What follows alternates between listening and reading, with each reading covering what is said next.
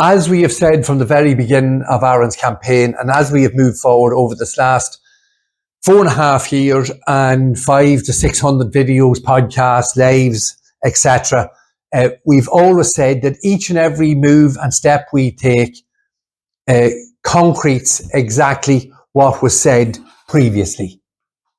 Up there. And we stand by that 100% all day, every day. And to galvanize this very, very strongly, and we have gone through this, what we're going to look at now, verbatim. And we've continually shown you the witnesses, and obviously everyone now has seen the CCTV footage, which shows the man clearly who shot and murdered Detective Garda Adrian Donoghue. And everyone now knows that the man who shot and murdered Detective Garda Adrian Donoghue was not Aaron Brady. But we're going to continue to show this truth and show exactly what happened at the murder scene the night of the robbery at Lordship Credit Union. So what we're going to look at now is some information, very detailed information that's put together, information correlated by the NCBI. And the NCBI is, I suppose, the top investigation unit. I believe they work out of Store Street in Dublin. It goes back to the day of Jerry Carl and all those there's infamous detectives, Kerry Babies, Nicky Kelly, all that disgusting history belonging to An Garda Síochána. But that disgusting history has been brought forward, and the NCBI have continued and more than upheld their absolutely disgusting reputation in respect of framing our son Aaron. So this is information that's correlated by this man here, Mr. Ed McGooey, who was very, very heavily involved in the correlation of information that was put forward during the course of Aaron's trial. So obviously he put it together during the course of the investigation. And we were unaware that he was involved so heavily, so early on in the investigation. So what I'm going to put up now on the screen is new information we've received from someone close to the prosecution. And what we're going to look at is the facts, the details that concretes everything we have said this last 4.5 years. And at some stage, someone is going to sit up and take notice of this absolutely disgusting miscarriage of justice. So what I'm going to do is I'm going to bring up on the screen here now this information created by Mr. McGooey. And as you can see on the top corner there, it was printed on 25th of the 3rd, 2013. So this is just 4 weeks after the murder robbery at Lordship Credit Union. We'll run through this very quickly. Most of you will be aware of it because we have covered it all before. So as you can see, it's a draft copy, and it's the scene is 21:30, Friday the 25th of the 1st, 2013. Lordship Credit Union closes at 20:30. Information on this chart is based on witness statements and reports provided to the incident room. So we're just going to walk across the top, and then we'll walk through the centre, and then we'll work on the information boxes lower down. Now, the picture you're seeing there in the centre of your screen is an aerial view of the Lordship Credit Union and Lordship Credit Union car park. Now, we will put these up directly in underneath this video, and you will have your own time and at your own pace to look at the information. So the first box, top and centre, is radar, and they're called radar 2, R2 with a handgun. Description from Detective Garda Ryan. 5'6", 5'7", not as thin as radar 1. He is more athletic build. He in his 20s based on build and the way he runs. Accent is border, loud Monaghan. Jumpy and seems to be dance on his feet. Gun, SIG or Glock type in both hands. Grey colour tracksuit bottoms on runners, dark top and balaclava, dark coloured gloves. So he's saying there that this man was a strong build, and he's 5'6" or 5'7". Now we go on to the next box on the top, and this gives us an idea of what happened. Detective Garda Joseph Ryan in the Toyota Avensis, he sees a car pull up in front of the Qashqai, and we'll cover the Qashqai now in a second. Asks Detective Garda Donoghue what's going on and pulls up behind the Qashqai. Adrian gets out, he hears a bang off to his right, not a gunshot, looks right and sees two males running towards him. One carrying a shotgun pointing towards him, more towards them, that's Radar 1. There is a bang and a flash from the shotgun. Then a door is open and the Radar pointed the shotgun in at the face and roars, "I'll fucking kill you, don't move, I'll shoot," and says to give us the money. Detective Garda Ryan tells him he has no money. Then the male with the shotgun shouts for the keys, but the keys are gone. And the other Radar, or 2, that's the man with the handgun, says he has the keys. They run past the Qashqai and get into the back of a dark saloon. At the same time, a male gets into the front of the saloon. So that gives you a brief indication and quite detailed, I suppose, in some ways, of what exactly happened Detective Garda Joe Ryan. So we move now. I'm going to take you to this box here. Now this is Bernadette McShane, Nissan Micra. She hears two bangs and looks round to see the Garda fall to the ground. She then sees someone running towards her. This is Radar 4, or 4. The driver's side front window is smashed on top of her. She doesn't look at the Radar, but he keeps shouting, "Give me the money, give me the fucking money." She says she doesn't have it, but then he tells her to give him the bag. She hands him her handbag, which is on the passenger seat, and she gets a look at him. He tells her to open the glove box, which she does, but it is empty. She hears another male voice shout, "Are you right, lads?" in a different accent. The Radar runs off, jumps the wall at the back of the detective's car. She thinks she sees two people run out of the gate. They get into the car, which speeds off quickly. And we'll just drop down there from that box and read Bernadette McShane. And you can see Radar 4, description from Bernadette McShane. Bulky, not slim, about 5'8" or 9. Southern accent, Dublin or close by. Shouts, "Give me the money, give me the fucking money," repeatedly. Dark clothing, a balaclava with eye slits and a mouthpiece cut out. He has a black, bulky walkie-talkie in his left hand with aerial, maybe with numbers on it, no gun visible, and from Paul Birch, average weight, clothing not too dark. So that description from Bernadette McShane, as we have always said, totally eliminates Aaron Brady as being, we'll say, Radar 4. Now we're going to move across the centre of the screen again, and this is the important one. This is the vital information. Radar 1, or 1, with the shotgun, description from Detective Garda Joe Ryan. Tall, about 6 foot to 6'1", thin build. In his 20s, based on the build and the way he runs. Right-handed, as he holds the gun to the right side of his body. Can't place the accent, but not a strong Northern Ireland or Dublin accent. Roars, "I'll fucking kill you, don't move, I'll shoot, give us the money."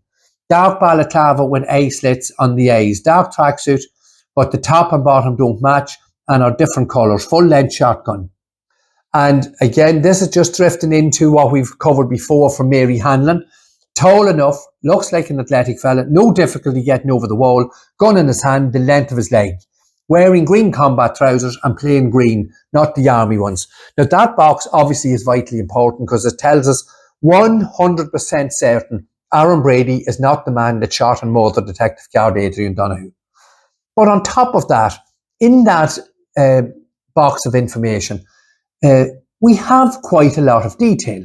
So there's no ambiguity or no suggestion that this was a fleeting glimpse, that this was something that happened in the blink of an eye. All this information was taken in by the eyewitnesses, and particularly with Joe Ryan. Joe Ryan was looking at the Radar with the shotgun, the man who shot his colleague that evening, for nearly a minute. So the information Joe Ryan gave is 100% correct. Joe Ryan is a professional witness. Joe Ryan had 30 years experience as a member of Garda Síochána along the building. So there is no disputing, there is no getting away from the simple facts. The man who shot and murdered Detective Garda Adrian Donoghue is not Aaron Brady. Now, I've just blanked out that box on the side. Now, this is two people who parked on the opposite side of the road. Nothing really to of information to add other than they got glimpsing view of a car that's bigger than a Golf and no real detail of either radars or the cars. So what we're going to look at now, we're going to drop down to the box with Mr. Bellew and Patrick Bellew, Mazda 3. He drives for about 20 yards in the car park. Then he sees two males jump over the back wall and one approaches him. That's R3, Radar 3. Hears two loud bangs, slightly muffled, exactly at the same, about a half a second apart. R3 breaks the driver's window and takes the money bag. R3 leaves and a couple of seconds later, one of the rear door opens, takes the blue canvas bag. Pat Bellew, he stays in the car for about 30 seconds and when he gets out, the radars are gone. Now we just move to the right of that and again, vital information.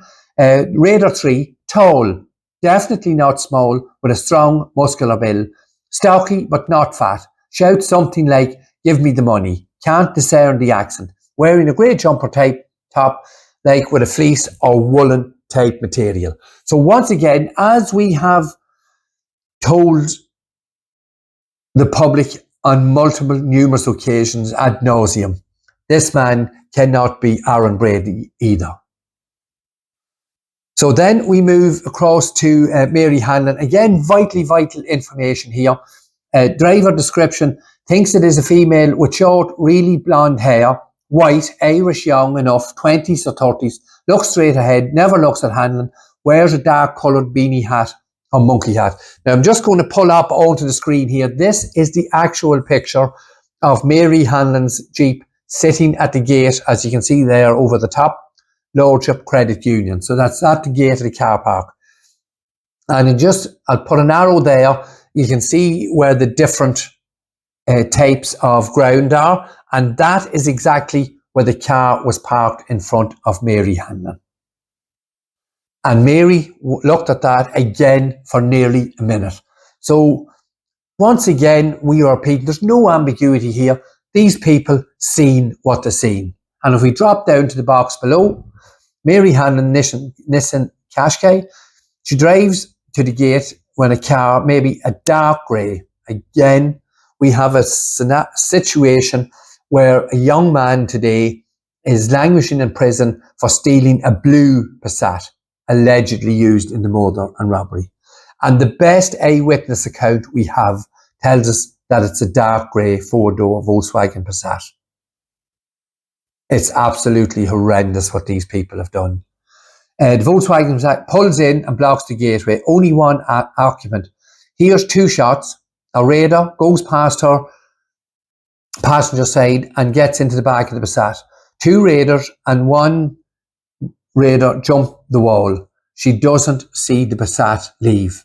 So Radar's X and Y description, I'm not sure if he is carrying anything, wearing dark clothes. I believe those are the X and Y are the Raiders that attacked Pat Bellew and Bernadette McShane's car. Wearing dark clothes, dark clothing, holding a long metal bar with knobs or something on it. So there we have it. This is, as I say, vital information that has been passed on to us. And we can see that it was created by Brendan Murphy in association with Mr. Ed McGooey.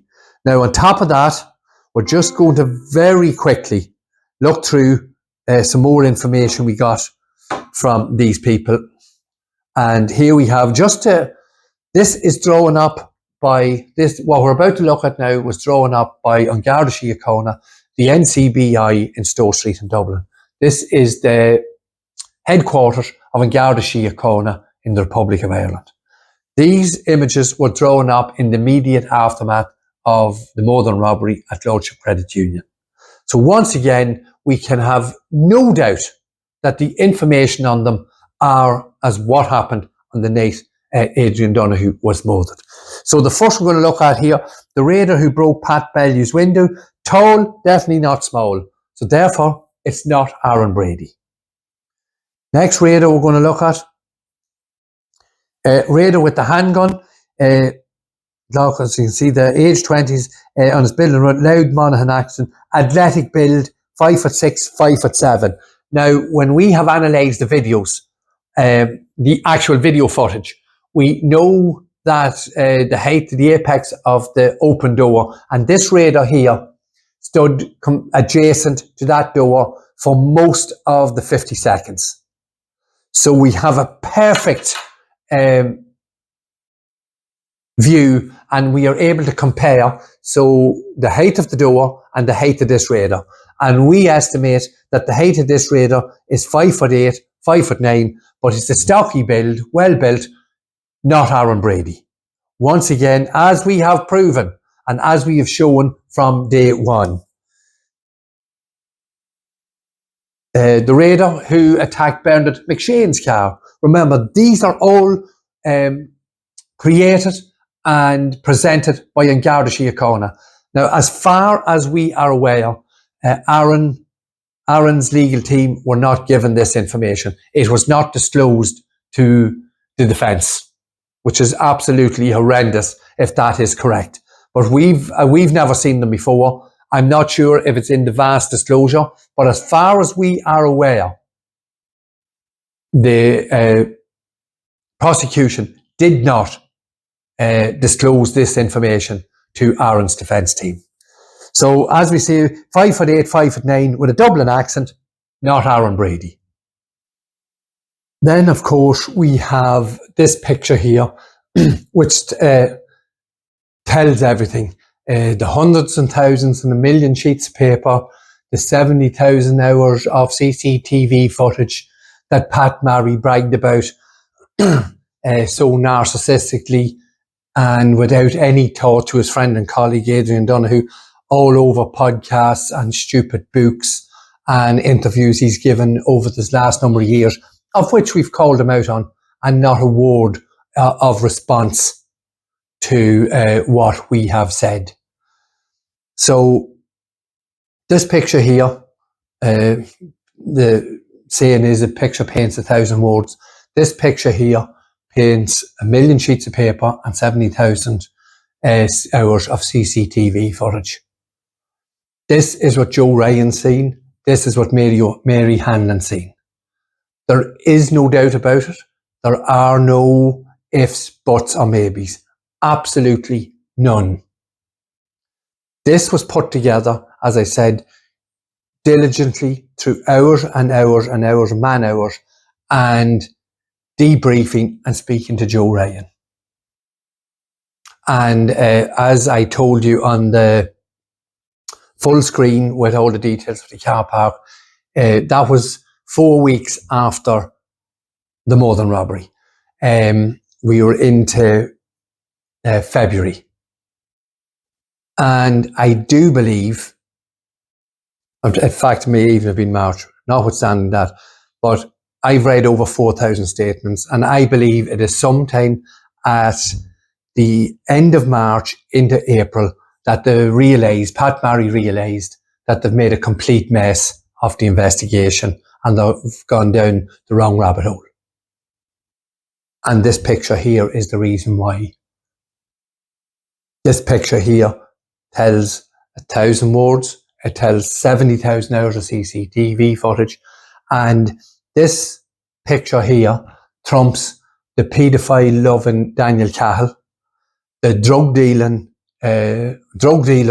Anthony Maguire and Ronan Flynn, the legal immigrant and the laying bastard that is Christopher Morton,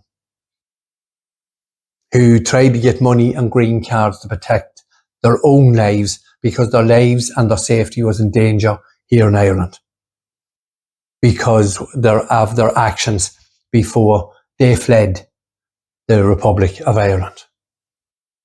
So this picture here is what we have to see every day. This picture here proves beyond a shadow of a doubt that the man who shot and murdered Detective Card Adrian Donoghue is walking free. The time and effort went into creating that picture you're looking at now. There can be absolutely no question that Aaron Brady cannot be the man who shot and murdered Garda Adrian Donoghue. So please like, comment and share. Please go back, look at our previous videos that coincides with this photograph here. The video shows clearly that the man who shot Adrian Donoghue was long and athletic. So thank you for watching. Please like, comment and share. We've been very heavily censored, very heavily shadow banned, and we need your help to get our story out there. Please do so, and we'll see you all again in the next video when we bring more information that we have received in the recent days. Thank you so much, and we'll speak to you all again shortly. Thank you.